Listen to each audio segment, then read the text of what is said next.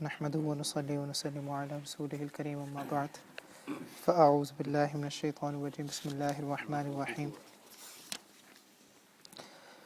أم حسبتم أن تدخلوا الجنة ولما يأتكم مثل الذين خلوا من قبلكم مستهم البأساء والضراء وزلزلوا حتى يقول الرسول والذين آمنوا معه متى نصر الله ألا إن نصر الله قريب يسألونك ماذا ينفقون قل ما أنفقتم من خير فللوالدين والأقربين واليتامى والمساكين وابن السبيل وما تفعلوا من خير فإن الله به عليم بارك الله لي ولكم في القرآن العظيم ونفعني وإياكم بالآيات والذكر الحكيم أستغفر الله لي ولكم ولسائر المؤمنين واستغفروه إنه هو الغفور الرحيم سبحانك لا علم لنا إلا ما علمتنا إنك أنت العليم الحكيم رب اشرح لي صدري ويسر لي أمري واحلل عقدة من لساني يفقه قولي رب يسر ولا تعسر وتمم بالخير وبك نستعين يا فتاح يا فتاح يا فتاح صدق الله العظيم وصدق رسوله النبی الکریم الامین۔ الحمدللہ، اللہ سبحانہ و تعالیٰ کا شکر ہے، اللہ نے مجھے اور آپ کو ایک دفعہ پھر سے یہاں پر جمع ہونے کی توفیق نصیب فرمائی ہے۔ آپ حضرات کے علم میں ہے کہ الحمدللہ ہمارے یہاں روٹین ہے منگل کے دن قرآن مجید کی تفسیر کرنے کی اردو میں، اور جمعے کے دن قرآن مجید کی تفسیر کرنے کی انگلش میں۔ آج سورۃ البقرہ کی جن آیات کی میں نے آپ کے سامنے تلاوت کی ہے وہ آیات شروع ہوتی ہیں آیت نمبر 214 سے لے کر آیت نمبر 216 تک، صفحہ نمبر 45 جن کے پاس یہ قرآن مجید ہے اس پر صفحہ نمبر 45 ہے، 45 ہے۔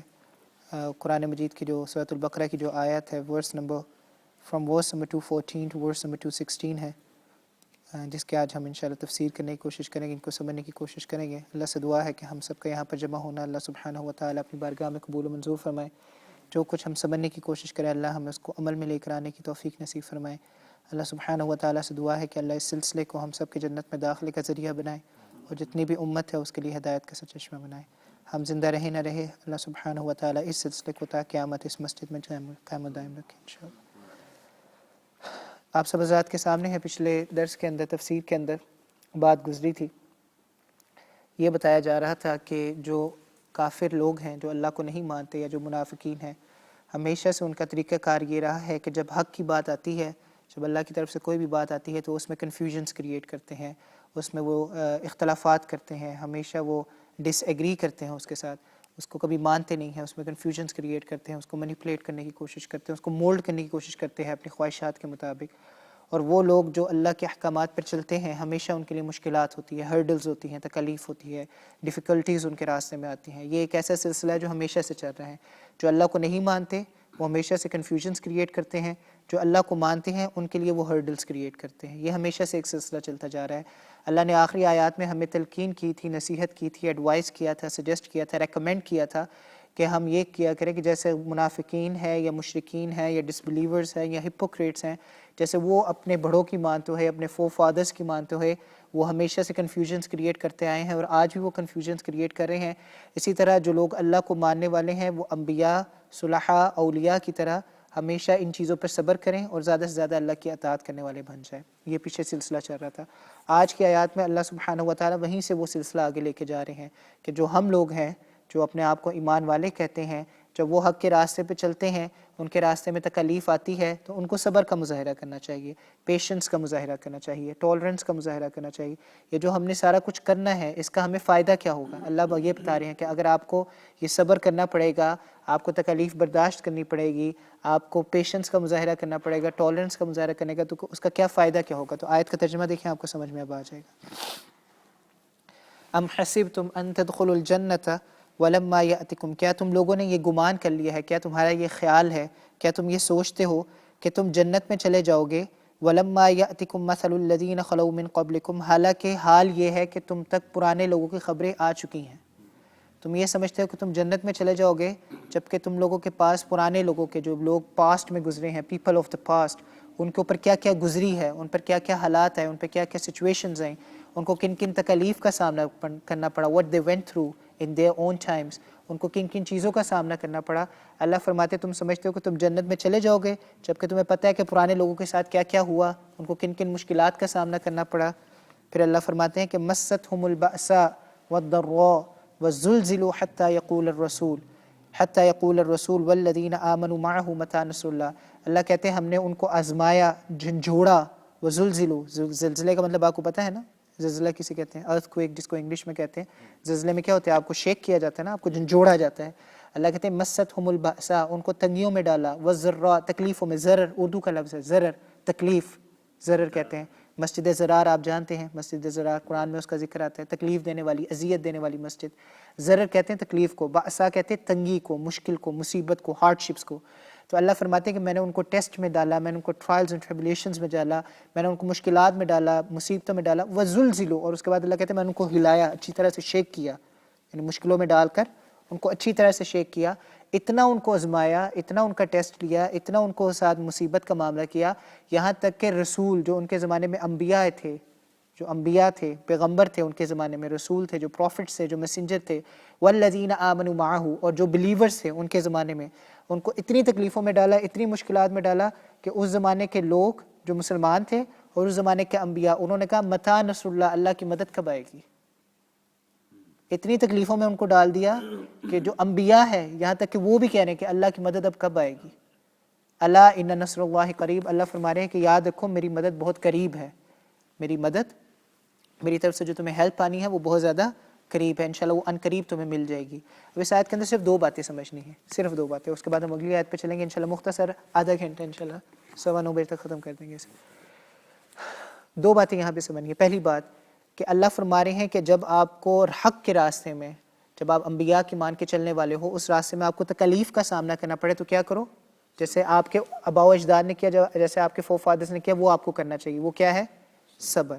تکلیف جب آئے اس پر صبر کرنا چاہیے۔ اس کی ایک وجہ ہے، ریزن ہے، ریزن یہ ہے کہ جنت میں آپ بغیر صبر کے نہیں جا سکتے۔ سورۃ العصر یاد ہے سب کو؟ والعصر ان الانسان لفی خسر، قسم ہے زمانے کی تمام لوگ خسارے میں ہیں، تمام لوگ لاس میں ہیں، ہر بندہ خسارے میں ہے، سوائے اس بندے کے جس میں 4 چیزیں ہو، الا الذین آمنوا وعملوا الصالحات وتواصوا بالحق وتواصوا بالصبر۔ سب خسارے میں ہیں، بچے گا کون؟ صرف وہ جو ایمان لے آئے اللہ پہ۔ کیا ایمان لانا کافی ہے؟ نہیں۔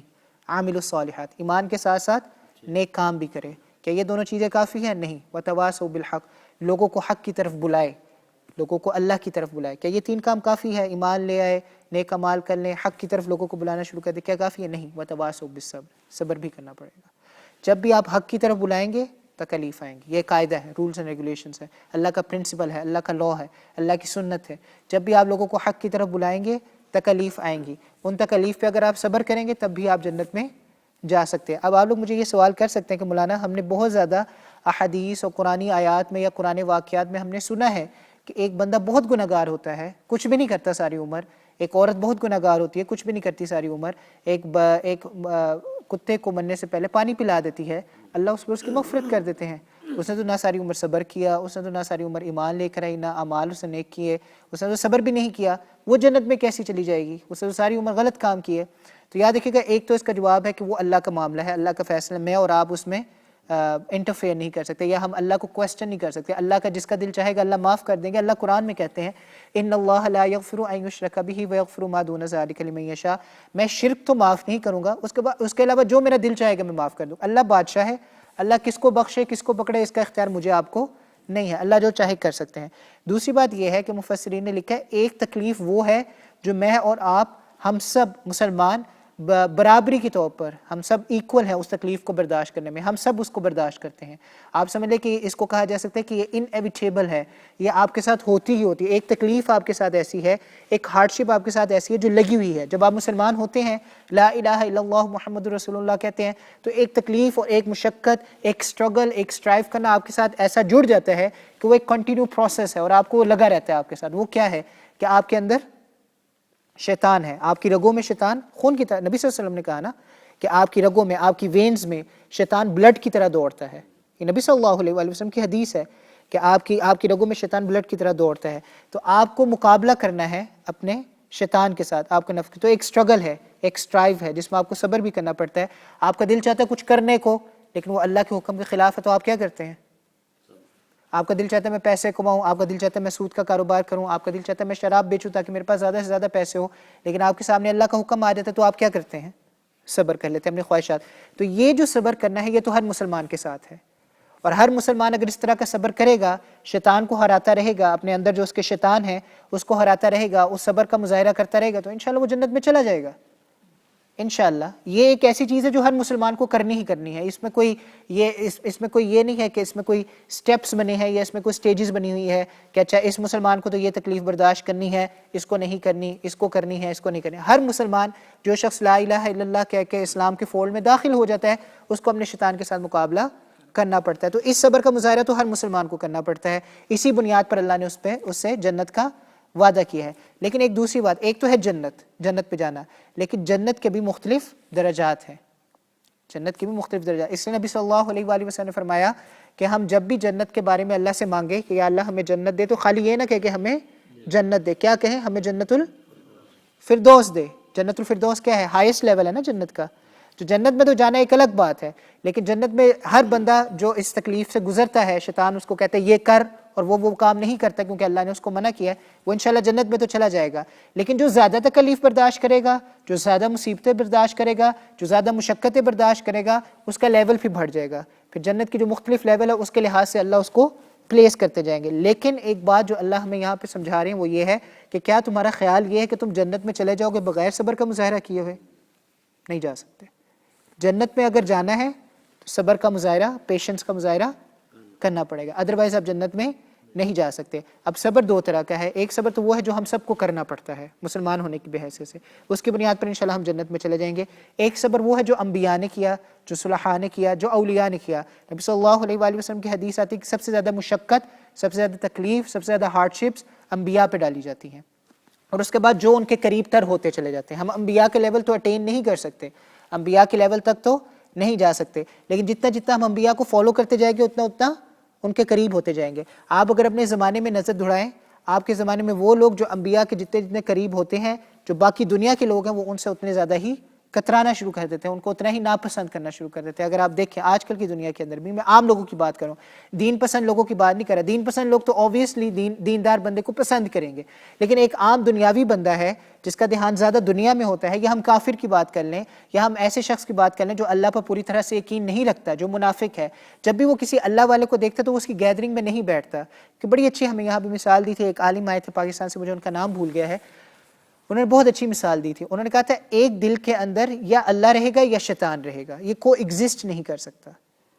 جو دل ہے مسلمان کا، یا اس میں اللہ ہے یا شیطان ہے، دونوں کو ایگزسٹ نہیں کر سکتے۔ تو اگر ایک بندے کے دل میں شیطان ہے تو جس بندے کے دل میں اللہ ہوگا وہ آٹومیٹکلی اس سے تھوڑا دور کھنچے گا، وہ اس کے قریب نہیں آئے گا۔ جیسے ایک میگنیٹ ہوتا ہے، وہ دوسرے لوہے کی چیز کو یا میٹل کی چیز کو اپنی طرف کھینچتا ہے، لیکن اگر ایک دل کے اندر خدا ہے اور ایک دل کے اندر کافر ہے، تو وہ ایک دل کے اندر شیطان ہے، تو وہ جو دل کے اندر خدا ہے، وہ جس دل کے اندر شیطان ہے اس کو اپنی طرف کھینچ نہیں سکے گا، وہ اس سے دور ہی بھاگے گا۔ تو اس وجہ سے جب لوگ اس سے دور بھاگیں گے تو آبویسلی اس کے لیے مشکلات پیدا کریں گے۔ ایک بندے کو میں پسند نہیں کرتا تو میں کیسے چاہوں گا کہ اس کے لیے آسانی کا معاملہ ہو؟ میں اس کی زندگی کو مشکل سے مشکل تر ہی کرتا چلا جاؤں گا۔ تو جتنی جتنی ہارڈ شپس ہم برداشت کرتے جائیں گے دنیا کے اندر، اتنا اتنا ہمارا لیول اوپر چلا جائے گا۔ ہمارے یہاں پہ ایک عام کانسیپٹ ہے، ہم مسلمانوں کے اندر جو مسجدوں میں آنے والے ان کی بات کروں، باہر کے لوگوں کی جن کی انڈرسٹینڈنگز ہیں ان کے بارے میں بات، ان کا ماننا یہ ہے کہ اگر اللہ کی طرف سے ہم پر کوئی مشقت ہے، کوئی ہارڈ شپ آ جاتی ہے، ہم کسی ایسے میٹر میں انوالو ہو جاتے ہیں کہ ہمارے اوپر فائنینشیل ڈپریشن آ جاتے ہیں، پیسوں کی ہمارے اوپر تنگی آ جاتی ہے، یا ہمارے اوپر کام کی تنگی آ جاتی ہے، یا کاروبار کی تنگی آ جاتی ہے، تو ہم یہ سمجھتے ہیں کہ شاید اللہ ہم سے پیار نہیں کرتے۔ یہ ایک عام انڈرسٹینڈنگ ہے، رائٹ؟ ہم یہ سمجھتے ہیں کہ اللہ کے ہم سے پیار کرنے کی نشانی کیا ہے؟ کہ ہم دنیا میں ناکام ہو جائیں۔ یہ ہے، میں آپ کو ایک مثال سے پوچھتا ہوں، آپ مجھے اس کا جواب دیجئے۔ ایک شخص فیکٹری میں کام کر رہا ہو، ڈبل شفٹ کر رہا ہو، ایک شخص فیکٹری میں اگر اس کو صرف دیکھ رہا ہوں، میں ایک باہر کا بندہ ہوں اور میں اس کو دیکھ رہا ہوں کہ ایک بندہ فیکٹری میں کام کر رہا ہے، ڈبل شفٹس کر رہا ہے، اس کا پسینہ بھی لوگوں سے زیادہ بہہ رہا ہے، اس کا وقت بھی لوگوں سے زیادہ لگ رہا ہے، اس کی ایفرٹ بھی لوگوں سے زیادہ لگ رہی ہے۔ اب میں اس پہ اگر رحم کھاؤں اور ترس کھاؤں اور میں اس کے پاس جا کے کہوں یار تم تو بڑی محنت کرتے ہو، تم بڑی مشقت کرتے ہو، تمہیں اتنا کام نہیں کرنا چاہیے، تمہیں تھوڑا کام کرنا چاہیے، تو وہ شخص جو ڈبل شفٹ کر رہا ہے کیا وہ مجھے اپنا محسن سمجھے گا یا اپنا دشمن سمجھے گا؟ دشمن سمجھے گا۔ وہ کہے گا یار میں ڈبل شفٹ کر رہا ہوں، کیونکہ مجھے پتہ ہے کہ ڈبل شفٹ کے بعد مہینے کے آخر میں مجھے ڈبل تنخواہ ملے گی، اور اس ڈبل تنخواہ سے میں اپنی ضروریات کی ساری چیزیں پوری کر سکتا ہوں۔ جو ڈبل شفٹ میری لگ رہی ہے، ڈبل محنت، ڈبل ایفرٹ لگ رہی ہے، اس کی مجھے ڈبل ویجز ملیں گی مہینے کے آخر میں. اس دنیا میں اگر آپ کے اللہ ڈبل شفٹ لگوا دیتا ہے تو اس پر غم کرنے کی ضرورت نہیں. او ہو یار تیرے ساتھ بڑی تنگی ہے، تیرے ساتھ بڑا مسئلہ ہے. نہیں، اس پہ غم کرنے کی ضرورت نہیں ہے. اس پہ پریشانی کا اظہار کرنے کی ضرورت نہیں ہے. اس پہ ایک دوسرے کے ساتھ سمپتھی بانٹنے کی ضرورت نہیں ہے. ایک دوسرے کو کنسول کرنے کی ضرورت نہیں ہے. رحم کھانے کی ایک دوسرے پہ ضرورت نہیں ہے. اللہ اگر آپ کی یہاں پہ ڈبل شفٹ لگوا رہا ہے، انشاءاللہ آخرت میں آپ کو ڈبل ویجز بھی مل جائے گی. یہ دنیا دارالعمل ہے. یہ دنیا جس پہ ہم رہتے ہیں یہ دارالعمل ہے. دارالعمل کا کیا ہے مطلب؟ کہ یہ ورلڈ آف ایکشن ہے. یہ دنیا کام کرنے کی جگہ ہے. ورلڈ آف ریوارڈ کون سا ہے؟ Hereafter. یہ یاد رکھیے گا. تو دنیا میں اللہ جتنی مشقت کروا لے گا آخرت میں اتنا ہی فائدہ ہو جائے گا. جتنی کم مشقت ہوگی آخرت میں اتنا ہی کم فائدہ ہوگا. تو اگلی دفعہ جب اللہ آپ کو مصیبت میں ڈالے، پریشانی میں ڈالے، تو یہ نہ کہ وائی می، اللہ کا شکر ادا کرے کہ اللہ آپ نے ہمیں، ہاں ہمارے میں اتنی طاقت نہیں ہے. اللہ سے ہمیشہ یہ مانگنا چاہیے کہ اللہ آسانی کا معاملہ رکھے. اللہ سے ہمیشہ یہ مانگے. لیکن اگر اللہ کی طرف سے کوئی مصیبت آ جاتی ہے تو اس پر بھی اللہ کا شکر ادا کریں. نہیں تو میں اور آپ اتنے باغی ہیں، اتنے سرکش ہیں، اتنے اوپریسرز ہیں کہ اگر اللہ ہمیں اس طرح کی مصیبت میں مبتلا نہ کریں، اگر اللہ ہمیں اس طرح کی چیزوں میں مبتلا نہ کریں تو ہم اللہ کو یاد بھی نہ کریں. اگر ہماری پراسپیرٹی ہو زندگی میں، ہر طرح کے ہمیں سہولت ہو، کمفرٹ ہو، آسانیاں ہو، ہر طرح کی ایز ہو ہمارے لیے، تو کون مسجد میں آئے گا اور اللہ سے مانگے گا؟ کوئی بھی نہیں آئے گا. یہ تو اللہ کی طرف سے مشکلات آتی ہے جو ہمیں پرووک کرتی ہے اور پرسویٹ کرتی ہے کہ ہم مسجد میں آئیں اور اللہ سے مانگنے والے بنیں. ابھارتی ہیں ہمیں اس بات پر کہ ہم مسجد میں آئے اور اللہ سے مانگنے والے بنیں. تو جتنی تکلیف آئے، ایک حدیث ہے نبی صلی اللہ علیہ وآلہ وسلم کی، اس میں نبی صلی اللہ علیہ وآلہ وسلم نے کلیئرلی فرمایا ہے صبح کے وقت جتنی بھی ہارڈ شپس ہوتی ہیں، آزمائش ہوتی ہیں، یہ اللہ کے پاس جاتی ہیں. اللہ کے پاس پرسونیفائی کر کے اپنے آپ کو انسانوں کی شکل میں آ کے اللہ کے پاس جاتی ہیں. اللہ سے پوچھتے ہیں یا اللہ آج ہم کس کے پاس جائیں؟ اللہ کہتے ہیں جن سے میں پیار کرتا ہوں نا ان کے پاس چلے جاؤ. یہ اللہ کے پیار کی نشانی ہے کہ اللہ آپ کو آزماتا ہے اور آپ اللہ سے جڑ جاتے ہیں. اگر اللہ آپ کو آزماتا ہے اور آپ اللہ سے الگ ہو جاتے ہیں تو یہ اللہ کے عذاب کی نشانی ہے. اللہ آپ کو آزمائے، آپ اللہ سے جڑ جائیں، یہ اللہ کے پیار کی نشانی ہے. تو اس پہ اللہ کا شکر ادا کیا جائے. دوسری بات اس آیت سے متعلق، ہمارے نزدیک انبیاء رول ماڈل ہیں. انبیاء کا ایمان، ان کا فیتھ اللہ پر، ان کا توکل اللہ پر، جتنا وہ اللہ پہ ڈیپینڈ کرتے ہیں، ریلائی کرتے ہیں، وہ ہم سب کے لیے رول ماڈل ہے. یہاں پر تو آیات کے اندر یہ لکھا ہوا ہے کہ انبیاء پر اور مصیبتیں اور مومنین پر، بلیورز پر اور انبیاء پر اور پروفٹس پر اتنی مصیبتیں آئیں کہ ان کا تو اللہ پر سے توکل ہی ختم ہو گیا. انہوں نے کہا یا اللہ تیری مدد کب آئے گی؟ یہ کیا بات ہوئی؟ اس لیے میں آپ حضرات سے کہتا ہوں قرآن مجید کا صرف ٹرانسلیشنز میں ترجمہ کر لینا کافی نہیں ہوتا. اگر آپ صرف ٹرانسلیشن میں ترجمہ کر لیں تو اس آیت کا کیا مطلب بنے گا؟ وہی نہیں مطلب بنے گا جو میں آپ کو کہہ رہا ہوں. یہی انڈرسٹینڈنگ بنے گی کہ انبیاء کا ایمان تو مثالی ہوتا ہے، نمونہ ہے، رول ماڈل ہے ہمارے لیے، آئیڈیل ہے ہمارے لیے. ایک نبی اور اس کا ایمان، اللہ پر اس کا کتنا توکل ہوتا ہے، یہ ہم سب کے لیے ایک رول ماڈل ہے. رائٹ؟ ہم اس کو فالو کرتے ہیں. This is something we look up to. Their ایمان، their belief, the way they believe in Allah subhanahu wa ta'ala, the way they worship Allah subhanahu wa ta'ala, the way they rely on Allah subhanahu wa ta'ala, the way they put their trust in Allah, they put their faith in Allah subhanahu wa ta'ala. یہ ہم سب کے لیے کیا ہے؟ ایک نمونہ ہے، ایک رول ماڈل ہے. رائٹ؟ اور ہم اس کو فالو کرنے کی ایک ایگزامپل ہے، ہم اس کو فالو کرنے کی. لیکن یہاں پر کیا ہے کہ مصیبت آئی، ابھی میں نے آپ سے کہا مصیبت آئے تو اللہ کا شکر ادا کرے، اللہ سے مانگنے والے بنے. یہاں پر تو نبی پہ مصیبت آئی تو نبی کہہ رہے کہ متی نصر اللہ، اللہ تیری مدد کب آئے گی؟ یہ کیا مطلب ہوا؟ اس کا مطلب تو پھر انبیاء کا ایمان پکا نہ ہوا. انبیاء کا ایمان تو پکا نہ ہوا، اس لیے وہ ایسی بات کریں. یہ آیات آپ کو ملے گی، ایک تو ابھی آگے، ایک آگے چل کے ایک اس طرح کی آیت آئے گی. یاد رکھیے گا اللہ قرآن میں اپنے بندوں سے کہتا ہے مجھ سے دعا مانگا کرو. وقال ربکم ادعونی استجب لکم. ادعونی امر کا صیغہ ہے، کمانڈ کا صیغہ. ایک ہے کہ آپ کسی کو سجیسٹ کرتے ہیں، ایک ہے آپ کسی کو کمانڈ کرتے ہیں، انسٹرکٹ کرتے ہیں کہ یہ کرو، تمہیں کرنا ہے. You have to do it, you don't have any other option. اللہ کہتے ہیں تمہیں دعا مانگنی ہے، تمہیں مجھ سے دعا مانگنی ہے، تمہیں یہ کرنا ہے، ادروائز تم نہیں. اللہ کو پسند ہے کہ اس کا بندہ اس سے دعا مانگے. یہ بات ذہن میں رکھیے، پھر اگلی بات کروں گے. یہ ذہن میں رکھیے گا، اللہ کو پسند ہے اس کا بندہ اس سے دعا مانگے، یہ اللہ کو پسند ہے. اب دوسری بات، جب بھی انسان پر اللہ نے کہا ہے کہ میں آپ کی مدد کروں گا، انبیاء کو، جو رسول ہیں، جو پیغمبر ہیں، جو بلیورز ہیں، اللہ نے ان سے وعدہ کیا ہے، اللہ نے ان سے پرومس کی ہے کہ میں آپ کی مدد کروں گا. لیکن اللہ نے کیا ڈیٹ لکھ کے دی ہے لطیف صاحب کہ اس ڈیٹ کو، اس ٹائم کو میں آپ کی مدد کروں گا. اور انسانی فطرت ہے، جب اس پہ بہت زیادہ مشکلات آتی ہے، جب اس سے بہت زیادہ مشکلات جب آ جاتی ہے تو وہ کہتے ہیں یا اللہ آپ کی مدد کب آئے گی. یہ دو طرح سے کہنے کا مطلب ہے، یا اللہ آپ کی مدد کب آئے گی. اس کا مطلب یہ ہے کہ وہ اللہ سے دعا مانگتے کہ یا اللہ اپنی مدد جلدی بھیج دیں. اس کا یہ مطلب نہیں یا اللہ مدد کب آئے گی، آپ نے تو وعدہ کیا تھا، مدد نہیں بھیج رہے. دو طرح سے ہوتا ہے نا, ایک آپ کسی کو کھانے کے لیے بلائیں تو آپ کہتے ہیں آ لے پھوٹ لے کھانا کھا لے, ایک تو یہ طریقہ ہے, آپ تب بھی دعوت ہی دے رہے ہیں کھانے کے لیے, اور ایک یہ کہ بھائی جان آ جائیں کھانا کھا لیں. دونوں طریقوں میں آپ دعوت دے رہے ہیں کہ آ جائیں کھانا کھا لیں, اور ایک طریقہ یہ کہ آ جا پھوٹ لے کھانا کھا لے, الگ الگ طریقہ ہے. متاع نصر اللہ کا وہ معنی یا وہ طریقہ پرسیو نہیں کرنا جو میں اور آپ سمجھ رہے ہیں کہ اللہ آپ کی مدد کب آئے گی, اب بھیج بھی دیں اپنی مدد. نہیں, مفسرین کہتے ہیں کہ ان کا یہ کہنا متاع نصر اللہ دعا کے انداز میں تھا کہ یا اللہ آپ کی مدد کب آئے گی, اپنی مدد بھیج دیجئے. یہ طریقہ ان کا دعا کا تھا. یہ طریقہ ان کا یہ نہیں تھا کہ یا اللہ آپ کی مدد کب آئے گی, آپ نے تو وعدے کیے تھے اور آپ اپنی مدد نہیں بھیج رہے. ایک ہی بات کہنے کو دو طریقے ہوتے ہیں نا, جیسے میں آپ کے سامنے مثال دے رہا تھا. سملرلی آپ دیکھیے کہ جب دو لوگوں کے درمیان آرگیومنٹ ہوتا ہے, دو لوگوں کے درمیان آرگیومنٹ ہے یا کوئی مسئلہ ہو جاتا ہے, کوئی فائٹ ہوتی ہے, کوئی فرکشن ہوتا ہے یا فال آؤٹ ہو جاتا ہے, تو ایک تیسرے بندے کو انوالو کیا جاتا ہے کہ ان کے درمیان فیصلہ کر دے. اب اگر دو بندوں کے درمیان آرگیومنٹ ہوتا جا رہا ہے اور تیسرا بندہ انوالو نہیں ہو رہا, تو وہ دو بندے اسے کہیں گے نا یار تو کب دخل دے گا, تو کب انٹرفیئر کرے گا, تو کب ڈیسائیڈ کرے گا, تو کب جسٹس کرے گا ہمارے درمیان, اسی طرح کہیں گے نا تو کب کرے گا. اس کا یہ مطلب نہیں ہے کہ وہ اسے کہہ رہے کہ تو چلا جا, یا تو نے ہماری مدد کرنی ہی نہیں ہے, تو نے ہمارے درمیان جسٹس کرنا ہی نہیں ہے, فیصلہ کرنا ہی نہیں ہے, ڈیسیژن کرنا ہی نہیں ہے. وہ اس کو کہہ رہے ہیں یار جلدی کر, جو کرنا ہے جلدی کر, ہم تو لڑتے جا رہے ہیں, تو نے جو کرنا ہے جلدی کر. رائٹ, یہی طریقہ ہے نا. اسی وجہ سے یہ اللہ کو جو کہے متاع نصر اللہ, آپ کی مدد کب آئے گی, جیسے آپ کسی تیسرے بندے کو کہتے ہیں یار تو کب دخل دے گا, کب انٹرفیئر کرے گا, کب ڈیسائیڈ کرے گا. اس کا یہ مطلب نہیں ہوتا کہ آپ اسے کہہ رہے ہوتے ہیں کہ تو نے ہمارے درمیان کچھ نہیں کرنا, اب تو فارغ ہے, بیکار ہے. یہ نہیں, آپ اسے یہ کہہ رہے ہوتے ہیں کہ یار جلدی کر, جو کرنا ہے جلدی کر. رائٹ, یہی مطلب ہوتا ہے نا. اسی طرح انبیاء بھی کہہ رہے ہیں, ایک تو دعا ہے کہ اللہ اپنی مدد بھیج دیجیے, اور ایک کہنے کا طریقہ یہ کہ اللہ اپنی مدد جلدی بھیج دیجیے. کب آپ کی مدد آئے گی, یعنی اپنی مدد جلدی, ہمیں پتہ ہے آپ کی مدد آنی ہے, لیکن اب ذرا اپنی مدد جلدی بھیجیے. حضرت نوح علیہ الصلوۃ والسلام نے وَلَقَدْ أَرْسَلْنَا نُوحًا إِلَىٰ قَوْمِهِ فَلَبِثَ فِيهِمْ أَلْفَ سَنَةٍ, 1000 سال اپنی قوم میں رہے, 50 عاما, 950 سال تک. صرف 50 سال انہوں نے دعوت نہیں دی, 950 سال تک, 950 years انہوں نے دعوت دی, لوگوں کو اللہ کی طرف بلایا. اس کے بعد تھک گئے نا, اس کے بعد اللہ نے کہا وَقَالَ نُوحٌ رَبِّ لَا تَذَرْ عَلَى الْأَرْضِ مِنَ الْكَافِرِينَ دَيَّارًا, یا اللہ اب ان کو مٹا دے, سب کو ختم کر دے. پھر انہوں نے یہ کہا نا کہ ان کو بس نکال دیں یہاں سے, اب ختم کر دیں, سب کو لے جائیں یہاں سے 950 سال بعد. انسان, انبیاء انسان ہے at the end of the day, تو وہ اللہ سے ایسی دعا مانگ سکتے ہیں.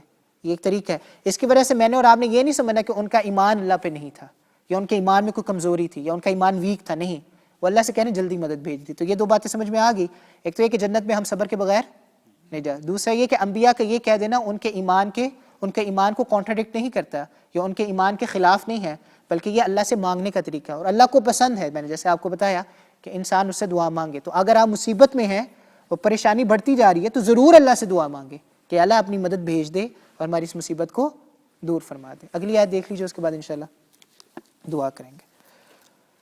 آپ کو میں نے پہلے بھی یہ بات بتائی تھی کہ لیس البرہ سے, ایک آیت سے جو سورۃ البقرہ کی آدھا حصہ ہو جاتا ہے, اور اس کے بعد پھر اگلی آیات شروع ہوتی ہے, وہاں سے ابواب البر چڑھتے ہیں, چیپٹرز آف رائچس ڈیڈس. جو بھی اچھے اعمال ہیں, رائچس ڈیڈس ہیں, ان کے چیپٹرز اب چل رہے ہیں کہ یہ اچھا عمل ہے, یہ اچھا عمل ہے, یہ رائچس ڈیڈ ہے, یہ رائچس ڈیڈ ہے, یہ گڈ ڈیڈ ہے. تو اس کے اب چیپٹرز چل رہے ہیں کہ اب یہ آ رہا ہے. تو ہم کافی کور کر چکے ہیں. اگر آپ کو یاد ہو, سب سے پہلے قصاص آیا تھا کہ اگر آپ کسی کو قتل کر دیتے ہیں, مرڈر کر دیتے ہیں, تو آپ کو کیا کرنا پڑے گا, کیا پینلٹی دینی پڑے گی. پھر روزے آئے, پھر اعتکاف آیا, پھر حلال حرام کی بحث آئی, پھر جہاد فی سبیل اللہ آیا, پھر حج کا موقع آیا, پھر حج سے آگے معاملات چلے. پھر اللہ نے آپ سے کہا کہ اسلام میں پورے کے پورے داخل ہو جاؤ, چاہے جو بھی مصیبت آئے, مشقت آئے, تو اسلام میں پورے کے پورے داخل ہو جاؤ. اب اللہ دوبارہ سے ان چیپٹرز کی طرف آ رہے ہیں, رائچس ڈیڈس کے جو چیپٹرز ہیں ان کی طرف دوبارہ سے آ رہے ہیں. اور اب اللہ بات کر رہے ہیں اللہ کی راہ میں خرچ کرنا, صدقات, خیرات, اللہ کی راہ میں پیسے خرچ کرنا. آیت دیکھیے, آپ کو ترجمہ دیکھیے, اب آپ کو سمجھ میں آ جائے گی بات انشاءاللہ.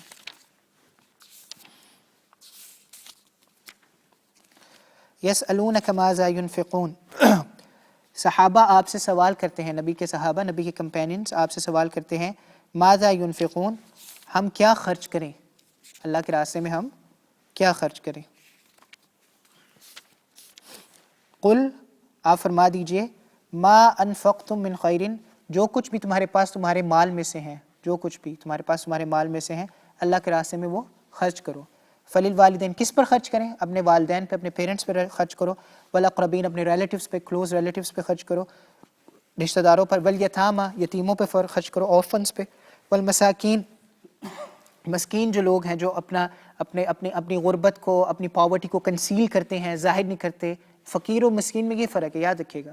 فقیر وہ ہوتا ہے جو سب کے سامنے ہاتھ پھیلا دیتا ہے, جسے ہم بیگر کہتے ہیں, جو سب کے سامنے اظہار کر دیتا ہے کہ میں غریب ہوں. مسکین وہ ہوتا ہے جو غریب ہوتا ہے, جو پور ہوتا ہے, لیکن وہ اپنی پاورٹی کو کنسیل کرتا ہے, اپنی نیڈس کو کنسیل کرتا ہے, اس کو ظاہر نہیں کرتا, اس کو سب کے سامنے بتاتا نہیں, اس کو ایکسپریس نہیں کرتا, اس کو مینشن نہیں کرتا. تو اس طرح کے لوگوں کو دو. وابن السبیل, اور مسافروں کو, ٹریولرز کو, جو راستہ بھول جاتے ہیں, ان کے پاس پیسے نہیں ہوتے, تو ان کو اوپر پیسے خرچ کرو. وما تفعلوا من خیر فإن اللہ به علیم, جو کچھ بھی تم اچھے کاموں میں خرچ کرو گے فإن اللہ به علیم, اللہ اس کو جانتے ہیں, اور اللہ تمہیں اس کا ثواب انشاءاللہ آخرت میں دیں گے. تو اس آیت کے اندر بھی تھوڑی سی چھوٹی سی بات ہے. میں ایک چیز کی طرف آپ کی توجہ دلاؤں گا. ترجمہ تو آپ کو سمجھ میں آ گیا, خرچ کرنے کے طریقے بھی بہت زیادہ گزر چکے ہیں. ایک چھوٹی سی بات, قرآن مجید کے اندر 17 اوکیزنس ہیں.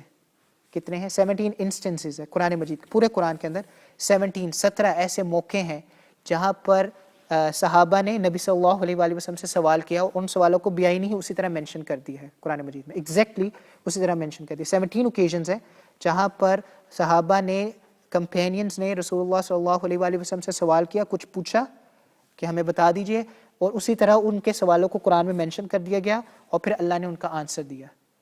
مفسرین کہتے ہیں کہ یہ اللہ کے فتوے ہیں. جو 17 ہے نا, یہ اللہ کے فتوے ہیں, جو 17 اوکیزنس ہیں جس میں اللہ جواب دے رہے ہیں, فتوے ہیں, اور اس کو کوئی چینج نہیں کر سکتا کسی بھی زمانے کے اندر. کوئی یہ نہیں کہہ سکتا اچھا اس سے معنی یہ ہے, اس کا معنی یہ اللہ کے فتوے ہیں, اس کو کوئی مفتی دنیا میں چینج نہیں کرتا. تو یہ 17 اس میں سے 10 جو ہے سوالات وہ تو سورۃ البقرہ میں ہی آئیں گے, 10 سوالات, باقی 7 سوالات باقیوں میں آ جائیں گے. 10 جو سوالات ہیں, کوسچنز ہیں, وہ سورۃ البقرہ میں آ جائیں گے. اب یہاں پر یاد رکھیں گا, ایک تو یہ سوال ہے. اچھا, اس سوال سے پہلے ایک بات میرے ذہن میں آ گئی, بہت امپورٹنٹ بات ہم سب کے لیے, ہم سب کو ایجوکیٹ کرنے کے لیے. حضرت عبداللہ بن عباس فرماتے ہیں, ان کی روایت آتی ہے, وہ فرماتے ہیں کہ میں نے جو صحابہ, حضرت عبداللہ بن عباس بہت چھوٹے تھے جب نبی صلی اللہ علیہ وسلم کا انتقال ہو گیا, اور وہ بہت لائق ذہین تھے, کیونکہ نبی صلی اللہ علیہ وآلہ وسلم نے ان کو دعا دی تھی کہ اللہ تعالیٰ ان سے دین کا کام لے. تو وہ بہت ذہین تھے, بہت فتین تھے, بہت اسمارٹ تھے, انٹیلیجنٹ تھے, لیکن چھوٹے تھے لیکن بہت ذہین تھے. وہ فرماتے ہیں کہ میں نے جو نبی کی جماعت دیکھی ہے, جو صحابہ ہے, نبی کی کلاس, چلے ہم اس طرح کے الفاظ یوز کرتے ہیں جو آسان ہے, نبی کی جو کلاس ہے, جو میں نے نبی کی اسٹوڈنٹس دیکھے ہیں, وہ عجیب تھے. ان کو دین سے سب سے زیادہ محبت تھی. جو سبجیکٹ نبی ان کو سمجھا رہے تھے, پڑھا رہے تھے, اس سبجیکٹ سے ان کو سب سے زیادہ محبت تھی, بہت زیادہ محبت تھی. اس کے باوجود اگر آپ دیکھیں تو صرف 15 اوکیزنس ہیں, 15 مسائل ہیں, اوکیزنس نہیں, مسائل, میٹرز ہیں. جو انسیڈنٹس ہیں وہ 17 ہیں, اوکیزن 17 ہے, لیکن جو مسائل ہیں, جو میٹرز ہیں, وہ صرف 15 ہیں جس میں انہوں نے نبی صلی اللہ علیہ وآلہ وسلم سے سوال کیا ہے. وہ زیادہ سوال نہیں کرتے تھے نبی صلی اللہ علیہ وسلم سے, سنتے تھے, ان کو سمجھتے تھے, سوال نہیں کرتے ہوتے تھے, بے جا سوال نہیں کرتے ہوتے تھے. میں آپ کی توجہ صرف اس بات کی طرف دلانا چاہ رہا ہوں, ایک آدمی جب ڈاکٹر کے پاس جاتا ہے میڈیسن لینے کے لیے, آپ مجھے اجازت دے دیجئے یہ سوالات پوچھنے کی.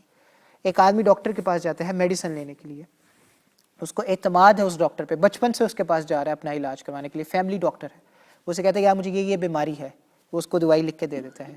وہ بندہ دوائی لکھنے کے بعد جب وہ پرسکرپشن پکڑتا ہے, جب وہ پرچی پکڑتا ہے, تو کیا وہ ڈاکٹر سے کہتا ہے آپ نے یہ جو دوائی دی ہے یہ کس کتاب میں لکھی ہے, یہ کس کتاب میں لکھی ہے, اور یہ کس کتاب میں لکھی ہے؟ آپ پوچھتے ہیں اس سے مجھے اس کا ریفرنس دے کہ یہ دوائی کہاں سے نکلتی ہے اور میری بیماری کو یہ کیور کرے گی, یہ دوائی کہاں سے نکلتی ہے اور میری بیماری کو کیور کرے گی؟ آپ پوچھتے ہیں اس سے؟ جب دین کا معاملہ آتا ہے, ایک امام جس کے پیچھے آپ نمازیں پڑھ رہے ہیں, ایک عالم جس کے پاس آپ جاتے ہیں, جس کے بچے آپ سے پڑھ رہے ہوتے ہیں, پوچھیں, ضرور پوچھیں. میرے سے کوئی مسئلہ ہو پوچھنا ہو ضرور پوچھیں, اس کا یہ مطلب نہیں کہ آپ مجھ سے نہ پوچھیں, ضرور پوچھیں مجھ سے. کوئی آپ کو مسئلہ آ جاتا ہے, کوئی پوزیشن آ جاتی ہے, آپ کو ایک بندہ مسئلہ بتاتا ہے کہ یار اس چیز کو اس طرح سے کرنا چاہیے, اللہ اور اس کے نبی نے یوں کہا ہے, آپ اسے پوچھتے ہیں اچھا کس کتاب میں لکھا ہے؟ ایسے جیسے آپ اس کتاب کو ٹریس بھی کر لیں گے اور پھر پڑھ بھی لیں گے, اور اس کتاب میں کہاں پہ لکھا ہوا ہے, کون سی حدیث ہے, کون سی حدیث نہیں ہے, آپ اسے پوچھنا شروع کرتے ہیں. بحث برائے بحث, argument just for the sake of argument. سوال ضرور پوچھیں اپنی انفارمیشن میں اضافہ کرنے کے لیے. میں اپنی تعریف نہیں کر رہا یا میں اپنی بات نہیں کر رہا, یہ ہمارے اسلاف کا, ہمارے ایلڈرز کا یہ طریقہ چلتا آ رہا ہے. جب بھی وہ مسئلہ بتاتے ہیں اس کے پیچھے کا اصول بتا دیتے, پرنسپل بتا دیتے, تاکہ آپ اس قابل ہو جائیں کہ آگے آپ کو جب بھی اس طرح کے مسئلے پیش آئیں آپ اس پرنسپل کو سامنے رکھ کر خود ہی اپنا مسئلہ نکال لیں. آپ کو بار بار مفتی کے پاس یا عالم کے پاس جانے کی ضرورت نہیں. یہ میری رسپانسبلٹی ہے کہ میں آپ کو پرنسپلس بتاؤں, جب آپ کو کوئی مسئلہ بتاؤں یا سمجھاؤں پرنسپلس بتاؤں. بہت ریسنٹلی عصر کی نماز ہو رہی تھی, میں لیٹ آیا کیونکہ آپ کو پتہ ہے وہ بچوں کے ساتھ میں نیچے مصروف ہوتا ہوں. میں لیٹ آیا, پیچھے اکیلا کھڑا تھا, تو میں نے کہا چلو اچھی بات ہے, ایک ایسا اوکیزن ہے کہ لوگوں کو سمجھ آ جائے گی کہ اکیلے نماز نہیں پڑھنی. تو بیچ میں کامران بھائی کھڑے تھے, ان کو بھی اس مسئلے کا پتہ تھا, میرا کانفیڈنس ہے کہ ان کو پتہ ہے. تو میں نے ان کو ٹیپ کیا اور وہ پیچھے آ گئے اور ہم جڑ گئے, اور لوگوں نے آپس میں صف پوری کر لی اور ہم نے نماز اس طرح سے مکمل کی. نماز مکمل کرنے کے بعد ایک بھائی میرے پاس آئے اور میرے پاس نہیں آئے سوری، کیونکہ ان کی میرے ساتھ فرینکنیس نہیں ہے، لیکن ان کی کامران بھائی سے تھی. تو وہ کامران بھائی کے پاس گئے، انہوں نے کامران بھائی سے مسئلہ پوچھا. کامران بھائی نے ان کو اشارہ کیا کہ میں آپ کو مطلب دعا کے بعد آرام سے بتا دوں گا. اس کے بعد کامران بھائی نیچے چلے گئے. میں کسی کے ساتھ بیٹھا تھا ادھر اور وہ ہم پڑھا رہے تھے. تو وہ گزرے تو میں نے ان کو بلایا اور ان کو کہا کہ میں نے کہا ہاں وہ مسئلہ پوچھ رہے تھے تو وہ مسئلہ یہ ہے. اس کو میں نے ایکسپلین کیا کہ ایک صف میں ایک آدمی نہیں کھڑا ہو سکتا، اور اگر آپ کو یقین ہو کہ میں نماز کے آخری حصے میں مل رہا ہوں اور نیچے کوئی نمازی نہیں ہے تو آپ آگے سے درمیان والے بندے کو ٹیپ کرتے ہیں، وہ پیچھے آ جاتا ہے اور باقی لوگ اپنی صف مکمل کر لیتے ہیں. یہ مسئلہ ہے. تو وہ سنا انہوں نے، اس کے بعد وہ خاموش رہے. مجھے لگا کہ شاید وہ کنونس نہیں ہو سکے جو میں نے ان کو مسئلہ بتایا. تو میں نے کہا آپ کو سمجھ نہیں آیا، انڈرسٹینڈ نہیں کیا آپ نے مسئلہ؟ انہوں نے کہا نہیں میں نے کر لیا ہے لیکن میں نے آج تک یہ سنا نہیں ہے. اچھا یہ بہت بڑی بیماری ہے، آپ کو کوئی چیز بتائی جائے اور آپ آگے سے اس کا یہ جواب دیتے کہ میں نے آج تک یہ بات سنی نہیں ہے. ایک دیہات میں آدمی ہو جس نے ساری عمر گاڑی نہ دیکھی ہو، موٹر کار نہ دیکھی ہو، اس نے ساری عمر یہی دیکھا ہو کہ ایک گاڑی کو بیل لے کے چلتا ہے. آپ جب شہر سے آ کے اس کو بتائیں گے نا کہ یار ایک موٹر کار ہے شہر کے اندر جسے موٹر کھینچتی ہے اور بیل یا گائیں یا بفلو نہیں اس کو کھینچتی، آپ اس کو آ کے بتائیں گے تو کہے گا یار میں یقین نہیں کرتا کیونکہ میں نے دیکھی نہیں ہے. تو آپ اسے یہی کہیں گے نا کہ تو جاہل ہے، تو نے دیکھا نہیں اس وجہ سے تو یقین نہیں. تو دین کا مسئلہ اگر ہمارے سامنے آئے، ہم نے پہلے سنا نہ ہو یا دیکھا نہ ہو، اس کا مطلب یہ نہیں ہوتا کہ وہ ایگزسٹ نہیں کرتا. وہ ایگزسٹ کرتا ہے. آپ شاید you never come across that situation before, آپ کا اس کے سامنا نہیں ہوا کبھی پہلے، لیکن وہ ایگزسٹ ضرور کرتے ہیں. سیکنڈلی سوال ضرور پوچھیں، لیکن سوال اپنی انڈرسٹینڈنگ کے لیے پوچھیں، چیلنج کرنے کے لیے نہ پوچھیں. ایک امام کو جب آپ چیلنج کرتے ہیں وہ ایٹیٹیوڈ اچھا نہیں ہے. آپ پہلے اپنے آپ کو اس قابل بنائیں جس قابل ہو کر آپ اس کو چیلنج کر سکیں. میں ڈاکٹر کو چیلنج نہیں کر سکتا. اگر آپ اکاؤنٹنسی کر رہے ہیں، آپ اکاؤنٹنٹ ہیں، میں اکاؤنٹنٹ کو چیلنج نہیں کر سکتا. میں آپ کی جو مختلف فیلڈز ہیں جس میں آپ لوگ ایکسپرٹس ہیں، میں اس چیز کو چیلنج نہیں کر سکتا کیونکہ وہ میری ایکسپرٹیز نہیں ہے. میں آپ سے ایڈوائس لے سکتا ہوں، سجیشنز لے سکتا ہوں. اگر مجھے آپ پر یقین نہیں، میں 2-3 لوگوں کی ایڈوائسز لے سکتا ہوں اور اس کو میں انالائز کر سکتا ہوں اور میں یہ سوچ سکتا ہوں کہ میرے لیے بیسٹ کیا ہے. یہ میں کر سکتا ہوں، لیکن میں آپ کو چیلنج نہیں کر سکتا کہ جو آپ مجھے بات کہہ رہے ہیں وہ غلط ہے. آپ کیسے ڈیسائیڈ کر سکتے ہیں کہ جو میں بات آپ کو کہہ رہا ہوں وہ رائٹ اور رانگ ہے جبکہ آپ کو فنڈامنٹلز ہی نہیں پتہ، آپ کو بیسکس ہی نہیں پتہ؟ آپ کس بنیاد پہ بات کر سکتے ہیں؟ تو صحابہ نبی سے دین سے سب سے زیادہ محبت کرتے تھے، ان سے زیادہ دین کو جاننے کا شوق کسی کو نہیں تھا. لیکن نبی صلی اللہ علیہ وآلہ وسلم کی 23 سال کی زندگی میں جب وہ نبی کو صحابہ کو دین سکھا رہے تھے تو اس کے اندر صرف 23 سال میں 15 مسائل ایسے جس میں انہوں نے ان سے سوال کیا، اس کے علاوہ انہوں نے سوال نہیں کیا. تو اس چیز کو ذہن میں رکھیے گا. بہرحال آخری بات، اس کے بعد ہم دعا کریں گے.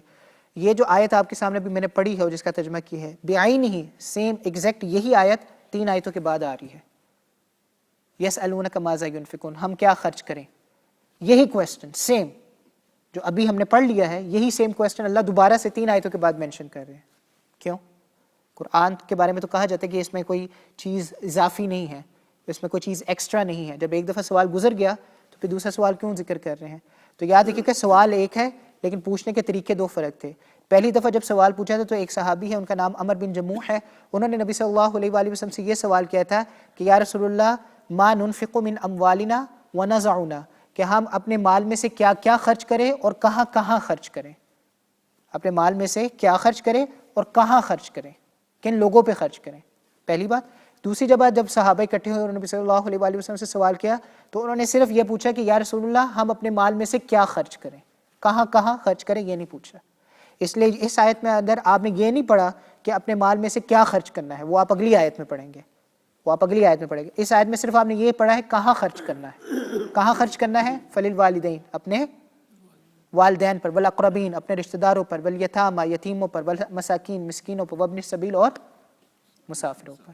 کیا خرچ کرنا ہے مال کا حصہ وہ نہیں ابھی آپ نے پڑھا، وہ آگے جا کے پڑھیں گے اور وہیں پہ پڑھیں گے، ابھی نہیں پڑھیں گے انشاءاللہ. وہاں وہ میں آپ کا سسپینس ابھی نہیں توڑنا چاہتا. وہاں پہ کیا خرچ کرنا ہے اپنے مال میں سے، کون سی چیز ہے جو آپ خرچ کر سکتے ہیں. تو یہ چیز ذہن میں رکھیے گا کہ یہ سوال 2 الگ الگ تھے اور 2 الگ الگ موقعوں پہ نازل ہوئے ہیں. اس لیے میں بار بار آپ کے سامنے یہ بات رکھتا ہوں، خالی ترجمہ پڑھ لینا کافی نہیں ہوتا. خالی ترجمہ پڑھ لینے سے آپ کو باتوں کے بارے میں معلوم نہیں ہوتا. اور اگر آپ یہ کہتے ہیں کہ ہم ترجمے کے ساتھ تفسیر بھی پڑھ لیں گے تو موسٹ ویلکم، آپ پڑھیں. میں ابھی آپ کو تفسیر کے حوالے دیتا ہوں، آپ وہ جا کے قرآن مجید کی تفسیر کھولیں، پڑھیں. اگر آپ کو کوئی چیز سمجھ میں آ جائے تو مجھے آ کے سمجھا دیجیے گا. قرآن کے اندر جو تفسیر بھی لکھی جاتی ہے اس کے پیچھے فنڈامنٹلز ہیں، اس کے پیچھے پرنسپلز ہیں، اس کے پیچھے اصول ہیں. اس کو سمجھنے کے لیے، حدیث کو سمجھنے کے لیے اصول ہیں. اب میں یہی بات کل بھی جو بھائی آئے تھے اور جو کافی زیادہ ان سے بحث شروع ہو گئی تھی اور وہ بڑے اچھے الحمدللہ میرے سے سوالات کر رہے تھے اور بڑی اچھی ایک ڈسکشن ہو گئی اور کافی زیادہ ان کے ذہن میں ڈاؤٹس ہے وہ کلیئر ہو گیا الحمدللہ. وہ مجھ سے یہی بات کہہ رہے تھے اور مجھ سے یہی بات پوچھے تھے کہ یار ہم کسی سے ایک حدیث سنتے ہیں، پھر کسی دوسرے کے پاس جاتے ہیں وہ ہمیں دوسری حدیث سنا دیتا ہے، تیسرے کے پاس جاتا ہے تو تیسری حدیث سنا دیتا ہے۔ تو میں ان کو یہی بتا رہا تھا کہ حدیث کسی کے باپ کی جائیداد نہیں ہے کہ میں نے ایک سنی اور آپ کو سنا دی، اس نے دوسری سنی آپ کو سنا دی، تیسری سنی آپ کو سنا دی۔ مفتی شاہین صاحب نے بہت اچھی مثالیں دی، میں ایک مثال اور ایڈ اس میں کر دیتا ہوں جو آپ سب کو یاد رہے گی ساری عمر۔ بخاری کے اندر یہ ہے کہ نبی صلی اللہ علیہ وآلہ وسلم نے کھڑے ہو کے پیشاب کیا ہے۔ بخاری کے اندر یہ ہے کہ نبی صلی اللہ علیہ وآلہ وسلم نے منع کیا کھڑے ہو کے پیشاب کرنے سے۔ آپ کیا کریں گے؟ ایک نبی کا اپنا ایکشن ہے جو ان کی سینگ کے خلاف ہے، ان کے قول کے خلاف ہے، اپنا ایکشن ان کے قول کو کانٹرڈکٹ کر رہا ہے، کیا کریں گے آپ؟ حدیث کو سمجھنے سے پہلے اصول الحدیث ہے، پرنسپلز آف حدیث ہے، آپ نے حدیث کو سمجھنا کیسے۔ فقہ کو سمجھنے سے پہلے اصول الفقہ ہے، تفسیر کو سمجھنے سے پہلے اصول التفسیر ہے۔ یہ ساری چیزیں اصول کے اوپر بیس کرتی ہیں۔ آپ کو فارمولاز آتے ہوں گے، a+b² کو آپ تبھی نکال سکتے ہیں جب آپ کو پتا ہو کہ a² + b² + 2ab ہے، ادروائز آپ a+b² کو اپنے سامنے رکھ لیں اور آپ سمجھنے کی کوشش کر لیں مجھے پتا ہے a کیا ہوتا ہے، b کیا ہوتا ہے، مجھے پتا ہے اسکوئر کیا ہوتا ہے، لیکن a² + b² + 2ab کیسے آ گیا آپ سمجھا دیں، نہیں پتہ چلے گا۔ آپ کہتے ہیں مجھے انگلش آتی ہے اور میں انگلش میں ایکسپرٹ ہوں، تو جو آپ کے لیگل مسائل ہوتے ہیں وہ خود حل کر لیا کریں نا۔ جو آپ کے پاس یہ سارا کچھ لیگل کتابیں ہیں جس کے اندر آپ کے ملک کا قانون لکھا ہوا ہے، لاز رولز اینڈ ریگولیشنز آپ کے ملک کے لکھے ہوئے ہیں، جو آپ کے ساتھ آپ سٹیزنز ہیں اور آپ کے سامنے سارا کچھ لکھا ہوا ہے کہ سول لاز کیا ہوتے ہیں، میرج کے لاز کیا ہوتے ہیں، باقی سارے جو آپ کے لاز ہیں، بزنس لاز کیا ہوتے ہیں، آپ کے ڈیلنگ کے لاز سارے انگلش میں لکھے ہیں نا۔ آپ سب یہاں پہ پیدا ہوئے ہیں، آپ کو انگلش بہت اچھی آتی ہے، پھر آپ لائر کو کیوں ہائر کرتے ہیں، سالیسیٹر کو کیوں ہائر کرتے ہیں، کیوں اسے کہتے ہیں کہ میرا کیس لڑو جا کے؟ ساری میڈیسن کی بکس جو ہیں وہ کتابوں میں جو لکھی ہیں وہ انگلش میں ہی ہے نا، تو آپ پڑھیں اور سمجھ لیں، خود ہی اپنا علاج کریں، کیوں نہیں کرتے آپ اپنا علاج؟ آپ نے آج تک سرجری کرانے سے پہلے یہ کہا کہ میں گوگل پہ سرچ کروں گا، مجھے سرجری نظر آ جائے گی اور میں اپنی سرجری خود کر لوں گا؟ کبھی آپ نے یہ بات آج تک کہی ہے کہ میں نے سرجری کرانی، میں نے ہارٹ ٹرانسپلانٹ کرنا ہے؟ وہ موجود ہے، آپ گوگل پہ کریں ہارٹ ٹرانسپلانٹ، وہ ساری آپ کو ڈیٹیل دے دے گا، ساری بحث دے دے گا، آپ اس کو پڑھیں، اپنا ہارٹ ٹرانسپلانٹ خود کر لیں، یا آپ کسی سے پڑھوائے اور سے کہ یار میرا کر دے اب آ کے۔ ایسا ممکن ہے؟ دین کا معاملہ آتا ہے تو گوگل صاحب شیخ بن جاتے ہیں، مفتی بن جاتے ہیں۔ ہم نے گوگل پہ پڑھا تھا، یہ آرٹیکل آیا ہوا تھا، یار وہ آرٹیکل کہنے والا کون تھا، کس مذہب کو فالو کرتا تھا، اس کے پیچھے کیا دلائل تھے؟ امام بخاری نے جو حدیث کی کتاب لکھی ہے، الحمدللہ اصح الکتاب بعد الکتاب کتاب اللہ، قرآن مجید کے بعد سب سے صحیح کتاب جو ہے وہ بخاری کی کتاب ہے، بالکل۔ لیکن امام بخاری نے جو کتاب لکھی ہے وہ اپنے مذہب کو فالو کرتے ہوئے لکھی ہے، وہ ان کے according to school of thought ہے۔ اس سے جب بھی آپ دیکھیں گے وہ جو بھی چیپٹرز لے کر آئیں گے وہ اپنے مذہب کو، اپنے اسکول آف تھاٹ کو اسٹرینتھن کرتے چلے جاتے ہیں۔ لیکن وہی بخاری کی حدیث کی کتاب جب ہم اپنے مدارس میں پڑھتے ہیں اور حنفی ہے، وہ ساری حدیث ہمارے خلاف جا رہی ہوتی ہے، چیپٹرز وائز ساری حدیث ہمارے خلاف جا رہی ہوتی ہے، لیکن وہی بخاری کی حدیث ہے، وہی بخاری کی کتاب ہے، اسی میں حدیث ہمیں مل جاتی ہے جو ہمارے اسکول آف تھاٹ کو اسٹرینتھن کرنا شروع کر دیتی ہے۔ وہ ان چیپٹرز میں تو نہیں ہوگی، کسی اور جگہ لکھی ہوں گی، لیکن وہ یہ حدیث جو ہے وہ ہمارے اسکول آف تھاٹ کو، ہمارے آرگیومنٹس کو، ہمارے بلیفس کو، ہمارے فقہ کے اصولوں کو وہ اسٹرینتھن کرتی چلی جاتی ہے۔ حالانکہ امام بخاری نے اس کے اگینسٹ لکھی ہوئی ہے۔ امام بخاری کو امام ابو حنیفہ سے اتنا علمی اختلاف تھا، علمی اختلاف، صرف ذاتی طور پر پرسنل اختلاف نہیں، نالج وائز ان کو اتنا اختلاف تھا امام ابو حنیفہ سے کہ 7 اوکیزنس ہے بخاری کے اندر، 7 اوکیزنس ہیں جہاں پر وہ ان کے مسئلے کی تائید کرتے ہیں، ایکنالج کرتے ہیں کہ انہوں نے ٹھیک بات کہی ہے، لیکن ان کا نام مینشن نہیں کرتے، کہتے ہیں قال بعض الناس، لوگوں میں سے ایک بندے نے یہ کہہ دیا تھا، وہ کہتے ہیں ہاں ٹھیک کہا تھا، نام بھی مینشن نہیں کرتے۔ اتنی زیادہ ان کی وہ پائی جاتی ہے، جیلسی پائی جاتی ہے علم کی بنیاد پہ، تو اس میں کوئی پرسنل چیزیں نہیں ہیں۔ وہ دونوں بڑی بابرکت ہستیاں ہیں، بڑی علمی ہستیاں ہیں، ہم کسی کے بارے میں کوئی رائے ڈیولپ نہیں کر سکتے۔ الحمدللہ ان کا جو معیار ہے، ان کا جو لیول ہے، ان کا جو اسٹیٹس ہے اللہ کی نظر میں، وہ جو امت کے لیے وہ کر کے چلے گئے ہیں، ہم ساری عمر ان کا احسان نہیں دے سکتے جو انہوں نے فیور ہم پہ کر دی ہے۔ لیکن ایٹ دا سیم ٹائم ان کے مزاج تھے۔ اگر آپ بخاری کو سامنے رکھتے ہوئے امام ابو حنیفہ کے سارے مسئلوں کا انکار کرتے چلے جائیں گے تو میں آپ کو یہ بتا دوں کہ امام بخاری کی ہی کتاب میں سے امام ابو حنیفہ کے سارے مسئلے بھی ثابت ہوتے ہیں۔ لیکن چونکہ صرف آپ ان کو سامنے اپیرنٹلی پڑھ لیتے ہیں اور آپ ان کے چیپٹرز دیکھتے ہیں اور آپ کہتے ہیں کہ چیپٹر میں یہ لکھا ہے، اس چیپٹر میں یہ لکھا ہے، اس چیپٹر میں یہ لکھا ہے، تو اس کی وجہ سے یہ ہو جاتا ہے۔ آپ کو چونکہ اصولوں کا نہیں پتہ، آپ کو پرنسپلس کا نہیں پتہ، آپ کو فنڈامنٹلس چیزوں کا نہیں پتہ، آپ اس کو اگنور کرتے رہتے ہیں، جو چیزیں ہونے والی ہیں، جو چیزیں ہوتی چلی جاتی ہیں اس کو اگنور کرتے چلے جاتے ہیں۔ تو بہت ضروری ہے جب اس طرح کی باتیں آئیں، دین سے متعلق باتیں آئیں، خود مفتی بننے سے پہلے کسی سے مسئلہ پوچھ لیجئے، اس کے بعد پھر آگے فتوے دیتے رہیے گا اس مسئلے کے، لیکن پہلے کسی سے پوچھ لیجئے۔ ہم اپنے آپ کو بہت سویلائزڈ کہتے ہیں UK کے اندر کہ ہم بہت اچھے لوگ ہیں، ہم ایکسپرٹس کی ایکسپرٹیز کو رسپیکٹ دیتے ہیں، لیکن یہاں پہ سب سے زیادہ مسئلہ اس چیز کا ہے۔ پاکستان میں پھر بھی آج بھی لوگ علماء کی قدر کر لیتے ہیں۔ مولوی صاحب وہ مسئلہ کیے گا تو مولوی صاحب نے کہتا ہے مسئلہ تو پھر یہی مسئلہ ہے گا، کن نے کیا سی؟ مولوی صاحب نے کیا سی۔ آج تک یہ نہیں ہوتا، مولوی صاحب دلیل ہے وہاں پہ آج بھی، لیکن یہاں پہ مولوی صاحب دلیل نہیں ہے، کچھ بھی ہے. رسپیکٹ زیادہ ہے یہاں پہ علماء کی الحمدللہ. لوگ علماء کی زیادہ رسپیکٹ کرتے ہیں, امام کیا امام کی زیادہ رسپیکٹ کرتے ہیں. اور میں یہ بات برملا آپ کے سامنے کہہ چکا ہوں, پاکستان میں امام نہیں بن سکتا تھا شاید, اس لیے اللہ نے مجھے یہاں پہ امام بنایا لا کے. تو یہاں پہ رسپیکٹ زیادہ ہے. کیونکہ جب مسائل کی بات آتی ہے, کچھ لوگ, سب کی بات نہیں کر رہے, جنرلائز نہیں کر رہے, لیکن کچھ لوگ ایسے ہیں اتنے اسٹبن ہو جاتے ہیں کہ وہ کہتے ہیں کہ نہیں بس جو ہم جس چیز پہ یقین رکھتے ہیں یا بلیو کرتے ہیں بس وہی ٹھیک ہے, باقی سب غلط ہے. تو اللہ سبحانہ و تعالیٰ سے دعا ہے جو کچھ ہم نے سنا ہے سمجھا ہے, اللہ سبحانہ و تعالیٰ اس پر ہمیں عمل کرنے کی بھی توفیق نصیب فرمائے, اور اس کو آگے تک پہنچانے کی توفیق نصیب فرمائے. سبحان اللہ بحمدہ.